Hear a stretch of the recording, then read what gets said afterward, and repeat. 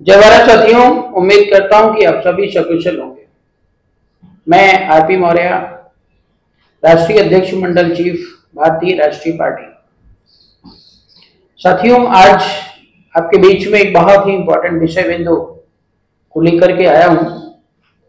पूरा का पूरा आप इस वीडियो को सुनिएगा और अपनी प्रतिक्रिया जरूर दीजिएगा। साथियों, आज आप देख रहे हैं पूरे भारत में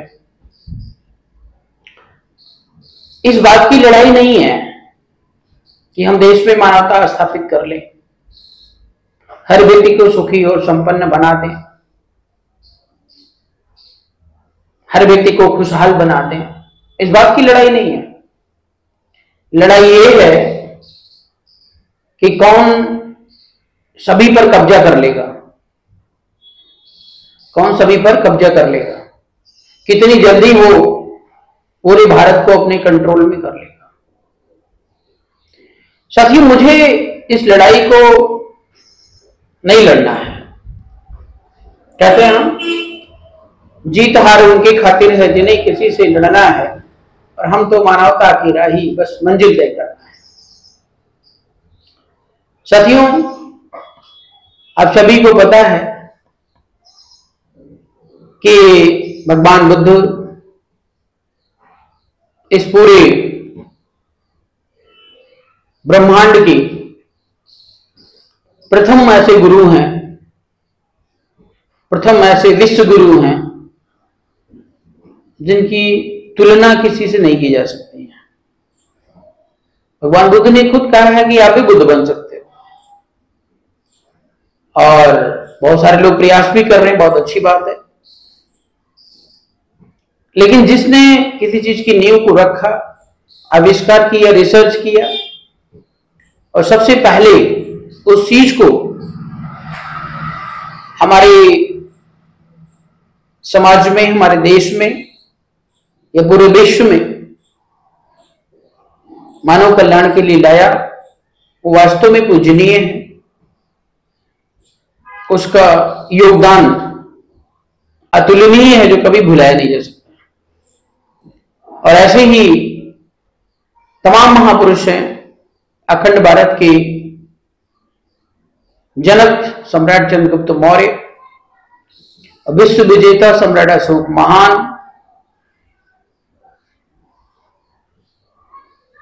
और आगे अगर आप आएंगे तो वर्तमान भारत के जनक बाबा साहब भीमराव अंबेडकर, ज्योतिबा फुले, सावित्री बाई फुले, अन्य तमाम ऐसे महापुरुष हुए हैं जिन्होंने भगवान बुद्ध के मार्ग पर चलकर इस मानव जीवन को सुखमय बनाने के लिए अपना सब कुछ न्यौछावर कर दिया। और बड़े ही गर्व की बात है, बड़े ही सौभाग्य की बात है हमारे लिए कि हम भगवान बुद्ध, सम्राट अशोक के वंशज हैं, हम उनके खून हैं, हम उनकी संतान हैं, हम उनके उत्तराधिकारी हैं।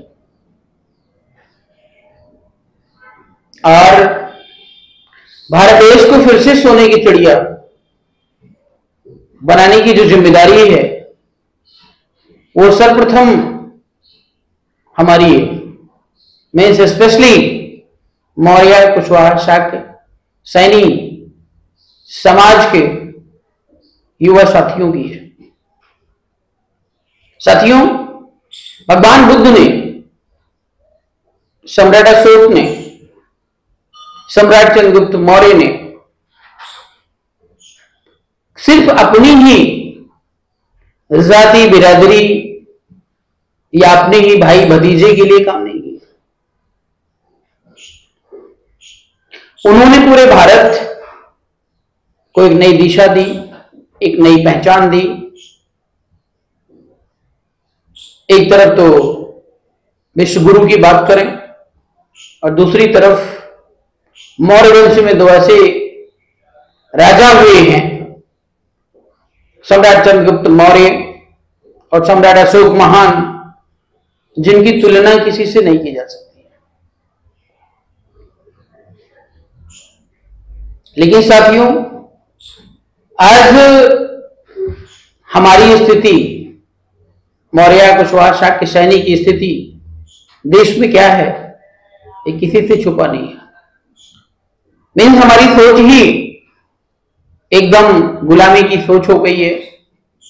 हम सम्राट चंद्रगुप्त मौर्य, सम्राट अशोक महान की तरह स्वतंत्र और दृढ़ संकल्पित सोच नहीं रखते हैं, और न ही हमारे अंदर वो निर्णय लेने की क्षमता है।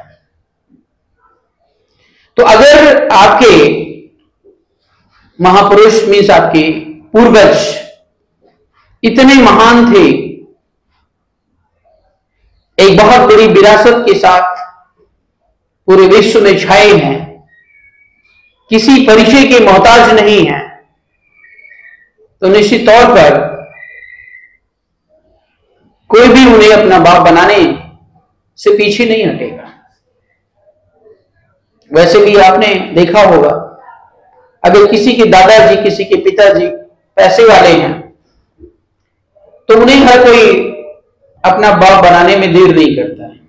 उन्हें अपने घर ले जाएगा, खिलाएगा, पिलाएगा, रखेगा, सेवा करना शुरू कर देगा।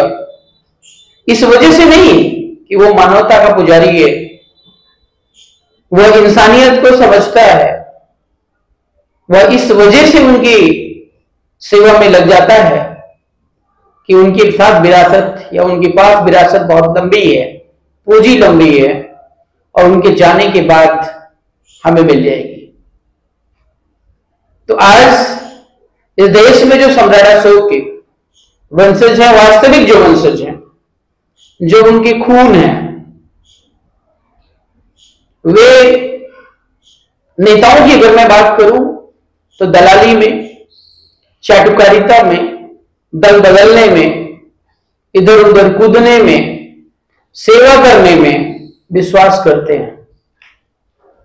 चाहे आप स्वामी प्रसाद जी का नाम ले लीजिए, चाहे केशव प्रसाद मौर्य जी का नाम ले लीजिए, चाहे केशवदेव मौर्य जी का नाम ले लीजिए, मतलब जितने भी अग्रणी नेता आप देखोगे, उनके अंदर नेतृत्व नाम की चीज नहीं है। जब आप उन्हें एक करने की बात करोगे, जब उन्हें एक साथ बिठाने की बात करोगे, तो मेढक की तरह उछल कूद करेंगे। मीन्स जिंदगी भर इन लोगों ने न तो समाज को कुछ दिया है और न ही कुछ कर पाए हैं। स्थिति आपके सामने है, वास्तविकता बयां कर रहा हूं। किसी भी भाई बंधु को बुरा लगे तो मैं क्षमा प्रार्थी हूं, लेकिन सच्चाई बोलना अति आवश्यक है।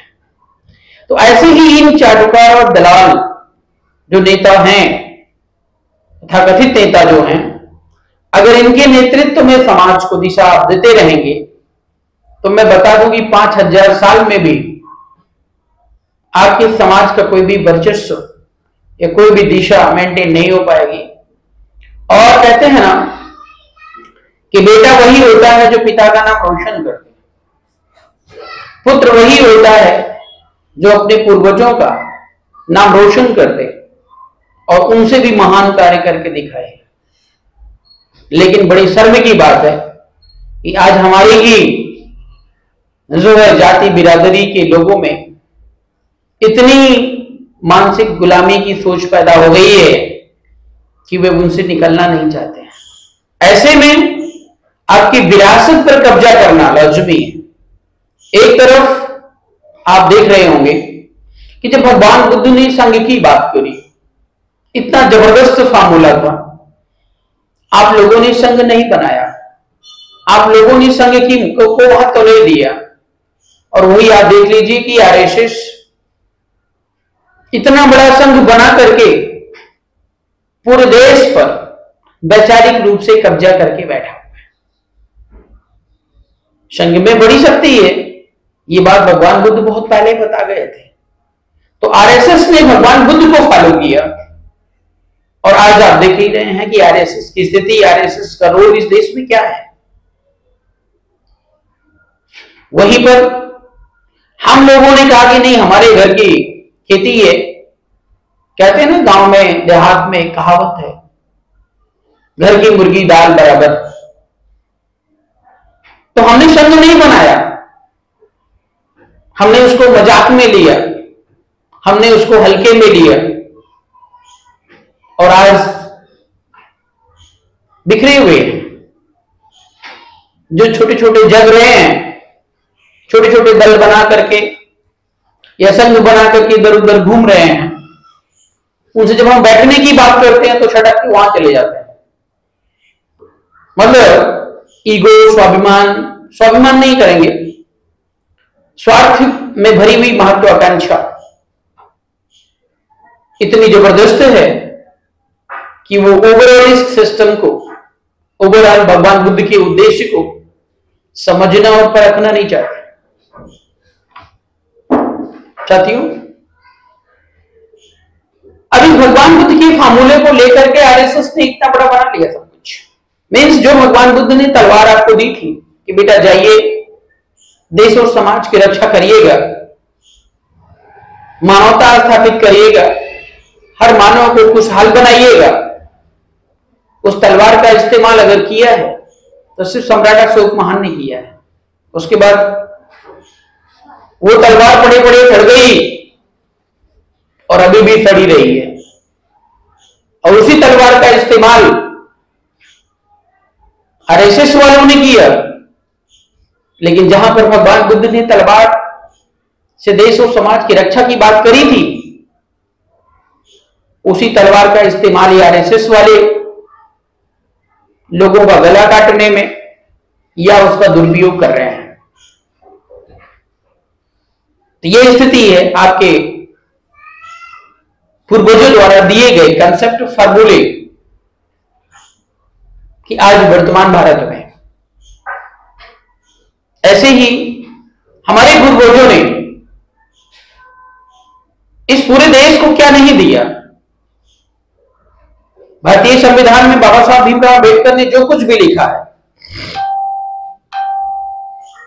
वो सब या तो बुद्ध का फार्मूला है और या फिर सम्राट अशोक का फार्मूला है। धम्मचक्र है, सम्राट अशोक की लाट है, राष्ट्रीय चिन्ह है, और जहां देखोगे वहां पर सब कुछ मौर्य वंश का ही प्रतीक और चिन्ह दिखाई देगा। मैं अहंकार में नहीं बात कर रहा हूं, मैं सच और वास्तविकता से आपको रूबरू करा रहा हूं। तो देश में जो विचारधारा है, हम कहते हैं कि सब पूरे देश ही नहीं पूरा विश्व भगवान बुद्ध को अपना फादर मान ले, अपना गुरु मान ले, सम्राट अशोक को अपना फादर अपना गुरु मान ले। लेकिन अगर उसकी उद्देश्य और नियति साफ है तो,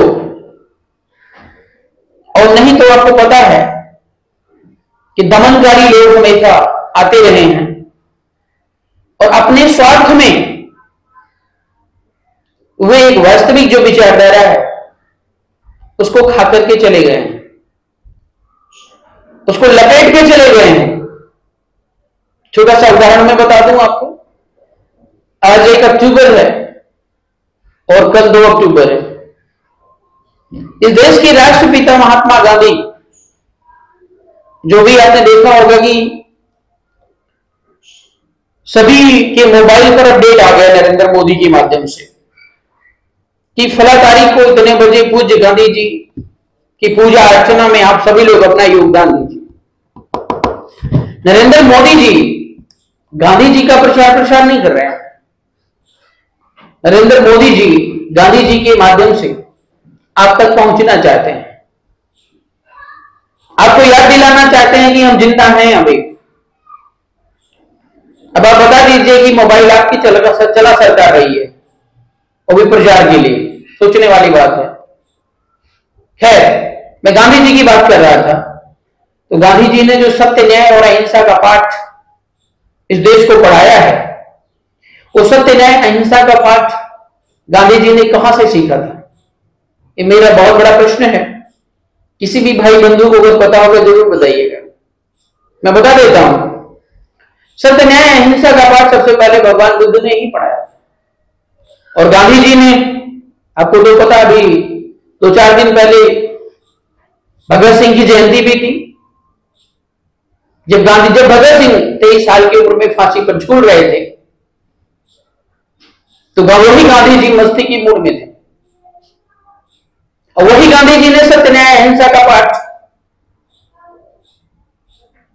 जो है भगवान बुद्ध से चुराया, और आजीवन जब तक उन्होंने इस चैप्टर को दोहराया, कभी भी भगवान बुद्ध का नाम नहीं लिया। उनके किसी सिलेबस में, उनके किसी पाठ्यक्रम में आप देखोगे तो भगवान बुद्ध का नाम नहीं आएगा। क्यों? मीन्स लगातार मॉडर्न्स और उसकी विचारधारा पर अटैक हो रहा है, लगातार अटैक हो रहा है। एक तरफ से तो मनवादी व्यवस्था के लोग, चाहे वो गांधी जी हो, चाहे वो आरएसएस वाले हों, चाहे वो बीजेपी वाले हों, ये पूरे की पूरी इस विचारधारा को खत्म कर देना चाहते हैं और अपनी शोषणकारी व्यवस्था को लेकर के इस देश में हुकूमत कर रहे हैं और आगे भी अनंत काल तक करना चाहते हैं। वहीं पर आप निचले तबके पे आ जाइए। बाबा साहब भीमराव अंबेडकर ने 22 प्रतिज्ञा लिखी। 22 प्रतिज्ञा इसलिए लिखी बाबा साहब भीमराव अंबेडकर ने, क्योंकि जो हिंदू व्यवस्था है, उस व्यवस्था में ब्राह्मणों ने उनका बहुत शोषण किया था। उन्होंने हिंदू व्यवस्था की आलोचना नहीं करी, हिंदू व्यवस्था की आलोचना नहीं करी। उन्होंने कहा कि मैं हिंदू धर्म को नहीं मानता। धर्म नहीं कहेंगे, संप्रदाय कहेंगे। हम हिंदू धर्म को, मीन्स संप्रदाय को नहीं मानते हैं। हम किसी देवी देवता को नहीं मानते हैं। हम उनके द्वारा किए गए तमाम पूजा पाठ या संस्कार को नहीं मानते हैं। ऐसे उन्होंने 22 प्रतिज्ञाएं लिख डाली। हमारे आने वाली जो पीढ़ी थी, मीन्स बाबा साहब भीमराव अंबेडकर तो एक ऐसे महान पुरुष हैं जिनकी भी तुलना किसी से नहीं की जा सकती। अपने अपने जमाने में हर किसी की अपनी अपनी भूमिका होती है। वैसे ही वर्तमान भारत के सिनेरियो को मेंटेन करने में बाबा साहब भीमराव अंबेडकर की जो भूमिका रही वो काबिले तारीफ है। लेकिन बाबा साहब भीमराव अंबेडकर को पिंजड़े में बंद करने का काम किसने किया? पिंजड़े में बंद करने का काम किसने किया? जिसने ये सोचा कि बाबा साहब भीमराव अंबेडकर हमारी जाति बिरादरी से हैं, हमारे वर्ग समुदाय से हैं, उन्होंने बाबा साहब अंबेडकर को अपना बताया। अपना बताया मीन्स हमारे दादा हैं, हमारे, जैसे मैं कह रहा हूं कि सम्राट अशोक हमारे पूर्वज हैं, भगवान बुद्ध हमारे पूर्वज हैं, वैसे उन्होंने बाबा साहब भीमराव अंबेडकर को अपना बताया और किसी को बोलने नहीं दिया। जबकि बाबा साहब भीमराव अंबेडकर ने हर जाति वर्ग समुदाय के लिए काम किया, लेकिन उन्होंने अपना पूर्वज बता बताकर उनको एक दायरे में बंद कर दिया। और आज बाबा साहब के नाम पर आधी जनता देश की अगर जय जयकार करती है तो आधी जनता इस देश की उनसे नफरत भी करती है। ये नफरत पैदा करने का काम किसने किया? एससी एसटी वर्ग के तथाकथित नेताओं ने और तथाकथित समाज सेवियों ने। साथियों, अभी 4-5 दिन पहले हमने आज के नए नेता जो डायरेक्ट प्रधानमंत्री बनना चाह रहे हैं, आरएसएस की संरक्षण में काम कर रहे हैं, बोलना नहीं चाह रहा था लेकिन आज बोलना पड़ रहा है, चंद्रशेखर रावण। एक स्पीच में, एक बयान में यह बोला गया कि मैं सम्राट अशोक का वंशज हूं। अभी आज सुबह सुबह मैं एक वीडियो देख रहा था, क्लिप, उसमें शंभू, जाने माने पत्रकार, आप जानते होंगे, अगर आप एससी एसटी वर्ग में आते होंगे तो आप जरूर जानते होंगे शंभू। कई बार मेरी मुलाकात भी हो गई है और वो बखूबी से हमें जानते हैं, दोनों जानते हैं। इन दोनों का स्टेटमेंट क्या है कि हम सम्राट अशोक के वंशज हैं। कैसे वंशज हो भाई? तुम बाबा साहब भीमराव अंबेडकर के भी वंशज हो, तुम कांशीराम जी के भी वंशज हो, तुम मायावती के भी वंशज हो, और तुम सम्राट अशोक के भी वंशज हो। कैसे संभव हो? मतलब जो रियलिटी है उस पर एक तरफ तो ब्राह्मण कब्जा कर रहा है, मीन्स ब्राह्मणवादी विचारधारा के लोग कब्जा कर रहे हैं, और एक तरफ जो है जिसको आज के जमाने में अम्बेडकरवाद बोला गया, अम्बेडकरवादी खुद को बोलने वाले लोग इस देश के इतिहास के साथ लीपापोती कर रहे हैं। मौर्य वंश का वो स्वर्णिम इतिहास दबाने का और मिटाने का प्रयास कर रहे हैं। कुछ एससी भाई लोगों को बुरा भी लगेगा मेरा स्टेटमेंट, लेकिन वास्तविकता यही है। आपको किसी ने यह नहीं कहा कि आप बुद्धिज्म को मत अपनाइए, आपको किसी ने यह नहीं कहा कि सम्राट अशोक को मत मानिए या उनके बताए हुए मार्ग पर मत चलिए, किसी ने नहीं कहा, और ना हम भी नहीं कहेंगे। लेकिन किसी भी विरासत को अपना बताना का मतलब एक बहुत बड़ा कब्जा है। जैसे अभी तमाम सारे योगी आदित्यनाथ के जमाने में केसेज हो रही हैं, किसी की जमीन को अपना जमीन बोल दो और मौका पड़े तो उस पर कब्जा कर लो। एक तरफ तो मनवादी व्यवस्था के लोग और दूसरी तरफ ही एससी एसटी समुदाय के आजकल के जो नए नए नेता हैं, वो ऐसा नहीं है कि वो बड़ी महानता का काम कर रहे हैं, वे अपने पैर पे कुल्हाड़ी खुद मार रहे हैं। आपको छोटा सा मैं उदाहरण बता दूं, सामाजिक जो सोच हमारे देश समाज में है, स्टार्टिंग एज में आप सभी को पता होगा कि हम आरपी मौर्य नहीं लिखते थे, हम लिखते थे आरपी द भारतीय या भारतीय। तो हमारा यह सोच था कि हम भारत देश के हर नागरिक को समान अधिकार और सम्मान दे रहे हैं, तो हम किसी जाति बिरादरी को नहीं मानते, हमारी जाति ही भारतीय है, भारतीयता की बात हम करेंगे। तो जब भी हम लोगों के बीच में जाते या हम कई बार गए भी तो देखिए नमो बुद्धाय के बोल रहे हैं, जय भीम बोल रहे हैं, जय सम्राट बोल रहे हैं, तो हमको लोगों ने दलित का मतलब तो ये नहीं होता जो मैं कहना चाह रहा हूं, लेकिन एससी एसटी कैटेगरी से नमाचा। उन्होंने साफ साफ शब्दों में कह दिया कि क्या तुम चमार हो। और यहां तक नहीं, कई लोग हमारे घर पे भी जाकर इस चीज को वेरीफाई किए कि वास्तव में आरपी मौर्य किस जाति का है। अब आप सोचिए, ये समाज में नमो बुद्धाय, जय भीम या जब भी मानवता की बात करते हैं तो करने वाले व्यक्ति को नीच क्यों समझा जा रहा है?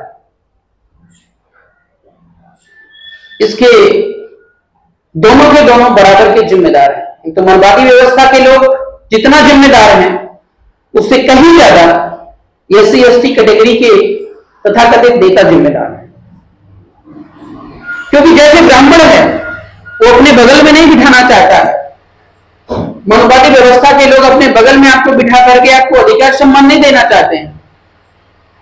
ठीक वैसे ही एससी एसटी कैटेगरी का जो भी नेता होगा, मैं स्पष्ट बोल रहा हूं, जिसको बुरा लगेगा वो हमसे बात करेगा डायरेक्ट, जो भी नेता होगा मेरी आवाज को सुन रहा होगा, एससी एसटी वर्ग का कोई भी नेता होगा तो वो हमें अपने बगल नहीं बिठाना चाहेगा, वो हमारा दादा बनना चाहेगा, वो हमारा बॉस बनना चाहेगा, अपनी विचारधारा हम पे थोपना चाहेगा। इतिहास याद करिए, ये पूरे भारत का इतिहास हमसे लिखा गया है और ये हमें ही ज्ञान दे रहे हैं और नई फिलॉसफी लेकर के पेश कर रहे हैं। मतलब जो चीज वास्तव में है उसको अडॉप्ट करके, उसको फॉलो करके उनके मार्ग पर चलने के बजाय उन पे कब्जा करने का प्रयास कर रहे हैं। साथियों, अगर हम मौर्य कुशवाहा शाक्य सैनी समाज से हैं तो आप इस चीज को गंभीरता से ले लीजिए कि इस विचारधारा की रक्षा और सुरक्षा आपके हाथों में है। और अगर आपने रक्षा सुरक्षा की जिम्मेदारी को नहीं उठाया तो मैं बता रहा हूं ये विचारधारा भी कुछ दिनों में भारत देश से खत्म हो जाएगी। एक तरफ जहां मनवाद चलेगा, दूसरी तरफ वहीं पर सिर्फ अम्बेडकरवाद चलेगा।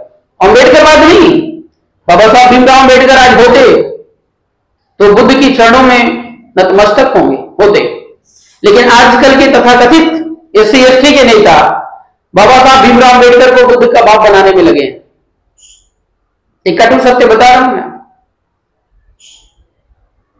और इसमें सबसे बड़ी नपुंसकता तो मौर्य कुशवाहा शाक्य सैनिक समाज की है, और विशेष तौर से वो नेता जिसके लिए जिम्मेदार हैं जो दिन भर दलाली करते फिर रहे हैं। इसलिए मेरा निवेदन है एससी एसटी भाइयों से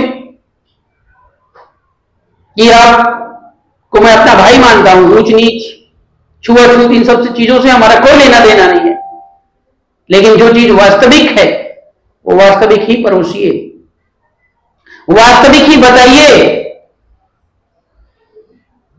तब तो सोसाइटी और समाज बैलेंस रहेगा। नहीं तो जहां मनोवाद से आप फ्री होते हैं तहां आप हमसे लड़ेंगे, और हम आपसे लड़ेंगे सिर्फ विचारधारा को लेकर के, कभी एक नहीं हो पाओगे।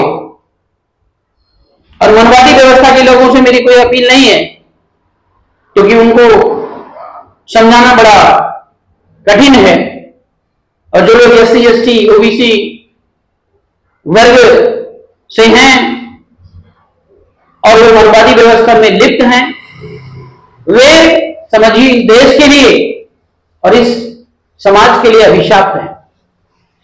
जितनी जल्दी हो सके वे छोड़ दें, मेरा यही विनम्र निवेदन है। और चलते चलते मैं स्पेशली मौर्य कुशवाहा शाक्य सैनिक समाज के युवा साथियों से अपील करता हूं कि स्वाभिमान की लड़ाई लड़ना सीखिए। आने वाला कल आपका इंतजार कर रहा है, और भारतीय राष्ट्रीय पार्टी जो हम लोगों ने गठन किया है उसमें एक ही विचारधारा है और एक ही जाति है। विचारधारा है भगवान बुद्ध की, सम्राट अशोक की, बाबा साहब भीमराव अम्बेडकर की, और एक ही जाति है वो है बीआरपीएन। तो जो भी बीआरपीएन से जुड़ता है उसके साथ किसी भी प्रकार का भेदभाव हम किसी भी स्तर पर नहीं करते हैं, लेकिन जो वास्तविकता थी वो मुझे बताना पड़ा। अगर मेरी इस वीडियो को चंद्रशेखर रावण और शंभू विश्व के सबसे बड़े पत्रकार तक पहुंच रही है तो मेरे से डायरेक्ट बात करने का और एक साक्षात्कार लेने का कष्ट करें। हमारे कुछ सवाल हैं आप दोनों लोगों से, और वो सवाल हम पूछना चाहते हैं। हमारा नंबर आपको हर कहीं मिल जाएगा, नहीं मिलता है तो आप नोट कर लीजिए 8076155402। हमें आपके फोन का इंतजार रहेगा, और देखना है कि आखिर में आपकी पॉलिसी इसके पीछे क्या है, कि आप खुद को सम्राट अशोक का वंशज बता रहे हैं। साथियों, इसी के साथ मैं अपनी बात को विराम दूंगा। बहुत बहुत धन्यवाद। जय भारत, जय संविधान।